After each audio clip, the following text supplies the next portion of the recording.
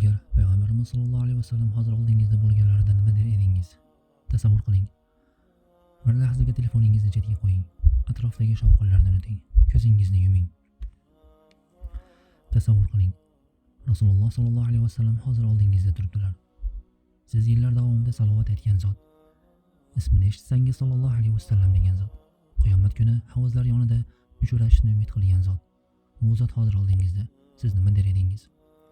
Ya Rasululloh, men sizni yaxshi ko'raman der edingizmi? Lekin shu so'zni aytishga tilingiz borarmidi? Chunki muhabbat faqat til bilan aytiladigan gap emas. Alloh azza va jalla aytadi: agar Allohni sevsangiz, menga ergashing, shunda Alloh sizlarni sevadi va gunohlaringizni mag'firat qiladi. Al-Imron surasi 31-oyat. Demak savol, siz u zotni qanchalik yaxshi ko'rishni tilda aytishingizda emas, u zotga qanchalik ergashayotganingizda. Agar Rasululloh sollallohu alayhi vasallam sizning bugungi holatingizni ko'rsalar edi, telefoningizni ochib ko'rsatishga uyalmasmidingiz?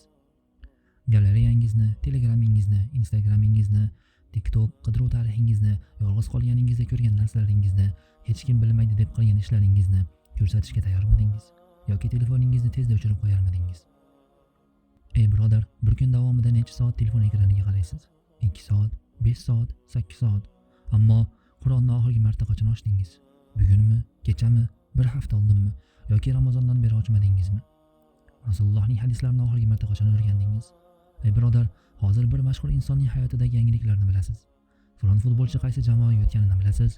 Falon mashhur inson kimga uylanganini ham bilasiz. Yangi telefon qachon chiqadi bilasiz. Yangi trend nima bilasiz. Lekin Rasululloh qanday namoz o'qiganlarini bilasizmi? Tongda qanday zikr qilganlarini bilasizmi? Uyga kirganda nima deganlarini bilasizmi? Ota-onaga qanday muomala qilishlarini o'rgatganini bilasizmi? G'azablanganlarida qanday yo'l tutganlarini bilasizmi? Siz men Rasulullohni yaxshi ko'raman deysiz, ammo u zotning sunnatlarini o'rganishga vaqt topa olmaysiz. Agar bugun Rasululloh sollallohu alayhi vasallam sizdan bomdod namozing qanday deb so'ramasalar ham, sizning qalbingiz bu savolni o'ziga berish kerak emasmi? Kecha tungi soat 2 gacha telefonda edingiz, ammo bomdod uchun turishga kuch topolmadingiz. Dunyo uchun uyg'ondingiz, ish uchun uyg'ondingiz, safar uchun uyg'ondingiz, samolyotga kech qolmaslik uchun uyg'ondingiz, imtihon uchun uyg'ondingiz. Lekin Robbingiz sizni namozga chaqirganda uxlab qoldingiz. Keyin esa qalbim toza dedingiz. Ammo Rasululloh sollallohu alayhi vasallam dedilarki, Alloh sizlarning suratlaringizga va mol dunyolaringizga qaramaydi. Sizlarning qalblaringiz va amallaringizga qaraydi dedi. Sahih Muslim. Demak, qalbning pokligi amalda bilinadi. Tasavvur qiling. Rasululloh sollallohu alayhi vasallam yoningizda turibdilar. Onangiz sizga qo'ng'iroq qildi. Siz keyinroq gaplashaman deb telefonni qo'ydingiz. Ammo bir do'stingiz yozishi bilan darhol javob berdingiz. Otangiz bir narsa so'radi. Jahlingiz chiqdi, ovozingizni ko'tardingiz. Keyin internetga kirib, payg'ambarimizni sevaman degan video joyladingiz. O'ylab ko'ring, muhabbat shumi? Bugun musulmonning tili bilan boshqa musulmonning obro'sini to'kish juda oson bo'lib qoldi. Bir tugmani bosamiz, bir videoni tarqatamiz, bir odamni masxara qilamiz, bir komment yozamiz, bir g'iybatni minglab odamlarga yetkazamiz. Keyin esa telefonni yopib, men hech kimga zarar qilmadim deymiz. Ammo yozgan narsamiz qoladi, tarqaladi, odamlar ko'radi. Gunoh esa yurishda davom etadi. Agar Rasululloh sollallohu alayhi vasallam hozir oldingizda bo'lganlarida kiyimingizdan uyalmasmidingiz? Muomalangizdan-chi? Savdoyingizdan-chi? Halol haromga bo'lgan munosabatingizdan-chi? Pul topishda hammani qilayotgani shu dedik. Foizga kelganda hozir boshqa iloji yo'q dedik. Ko'z haromga tushganda hamma qaraydi-ku dedik. Musiqa, behayolik, aralashuvlar, gunohlar kelganda zamon shunaqa dedik. Ammo birodar, zamon shunaqa bo'lib qolgani uchun Allohning hukmi o'zgarmaydi. Haq haqligicha qoladi, harom haromligicha qoladi, sunnat sunnatligicha qoladi. Rasululloh sollallohu alayhi vasallam biz uchun oddiy tarixiy shaxs emaslar. Alloh azza va jalla aytadi: "Dar haqiqat sizlar uchun Rasulullohda go'zal namuna bordir. Allohdan va oxirat kunidan umidvor bo'lgan hamda Allohni ko'p zikr qilgan kishilar uchun." Ahzob surasi 21-oyat. Shunday ekan, biz u zotning tug'ilgan kunlari haqida bahslashdan oldin u zotning sunnatini hayotimizga kiritdikmi? U zot haqida chiroyli postlar yozishdan oldin u zot buyurgan narsalarni bajardikmi? Salovat yozilgan videolarni ulashishdan oldin namozimiz joyidami? Rasulullohni sevaman deyishdan oldin u zot qaytargan narsalardan qaytdikmi? Chunki Alloh azza va jalla aytadi: "Rasul sizlarga nimani bersa uni olinglar, nimadan qaytarsa undan qaytinglar." Hashr surasi 7-oyat. Ey birodar, bugun sunnat aytilsa, bu juda qattiq deymiz. Dalil keltirilsa, zamon o'zgargan deymiz. Haramdan qaytarilsa, qalbimni Alloh biladi deymiz. Ammo nafsimizga mos keladigan gapni eshitsak, mana din aslida oson ekan deymiz. Biz haqiqatni qidiryapmizmi? Yoki nafsimizga yoqadigan fatvoni qidiryapmizmi? Abdulloh ibn Mas'ud roziyallohu anhu aytganlar: ergashinglar, yangilik chiqarmanglar. Sizlarga yetarli narsa berilgan. Chunki najot yangi yo'llarda emas. Najot Muhammad sallallohu alayhi vasallamning yo'llarida. Rasulullohning o'zlari eng yaxshi hidoyat Muhammadning hidoyatidir deb aytganlar. Sahih Muslim. Ey birodar, endi yana tasavvur qiling. U zot oldingizda turibdilar. Sizni ko'zingizda yosh. U zotga qaray olmaysiz va ichingizdan "Ya Rasululloh, men sizni yaxshi ko'rardim" deysiz. Ammo qalbingiz sizdan so'raydi, unda nega sunnatlarni tashlading? "Ya Rasululloh, men sizni sevaman. Unda nega u zot qaytargan narsalarni qilding? Men sizni ummatingizman. Unda nega namozga beparvo bo'lding? Men siz bilan jannatda bo'lishni istayman. Unda nega seni jannatga olib boruvchi yo'lni tashlab qo'yding?" Rasululloh dedilar: "Ummatimning barchasi jannatga kiradi, faqat bosh tortganlar bundan mustasno." Sahobalar: "Ya Rasululloh, kim bosh tortadi?" dedilar. "U zot kim menga itoat qilsa jannatga kiradi, kim menga osiy bo'lsa, o'sha bosh tortgan bo'ladi." Sahih Buxoriy. Bu hadisni yana bir marta o'ylab ko'ring. Jannatga chaqirilayotgan odam jannatdan o'zi yuz o'girishi mumkin. Qanday? Rasulullohning yo'lini bilib turib tashlash bilan.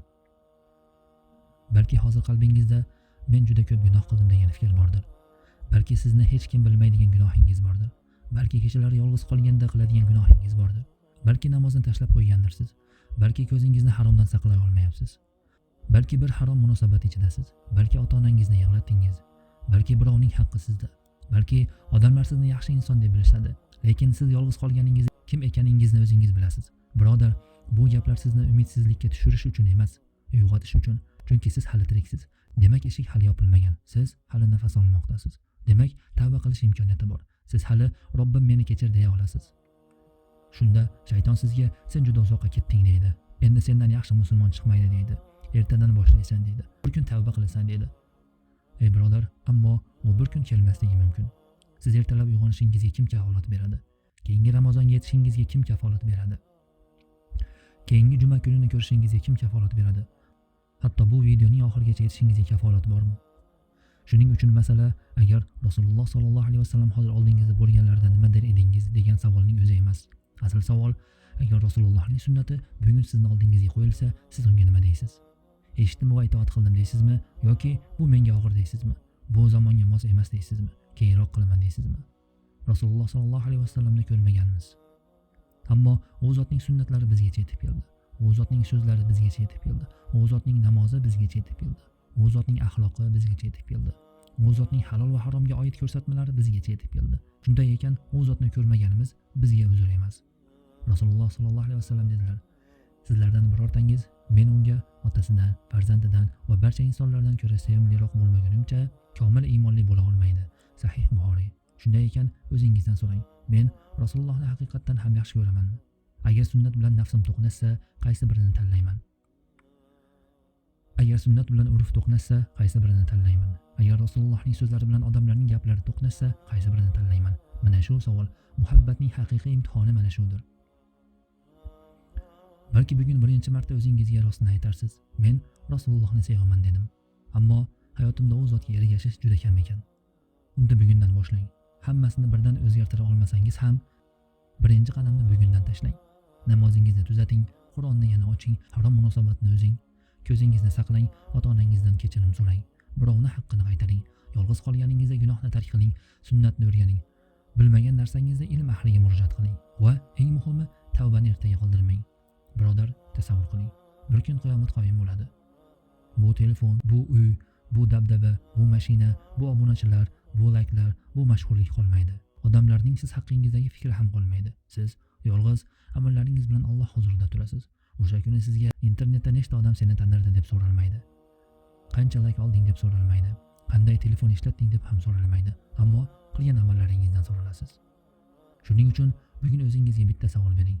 Agar Rasululloh sollallohu alayhi vasallam hozir mening oldimda bo'lganlarida, men hayotimdan uyalarmidim? Yoki "Ya Rasululloh, qo'limdan kelganicha sunnatingizga ergashishga harakat qildim" deya olarmidim? Agar javobingiz sizni qo'rqitayotgan bo'lsa, bu qo'rquvni behuda ketkazmang. Uni tavbaga aylantiring, uni namozga aylantiring, uni Qur'on o'qishga aylantiring, uni sunnatga ergashishga aylantiring. Chunki Rasululloh sollallohu alayhi vasallamni sevish faqat ko'z yosh emas, faqat salovat emas, faqat chiroyli video emas, faqat ummatingizman yo Rasululloh deyish emas. Rasulullohni sevish u zotga ergashishdir. Alloh azza va jalla aytadiki: "Agar Allohni sevsangiz menga ergashing." Al-Imron surasi 31-oyat. Demak, bugungi savolni o'zgartiraylik.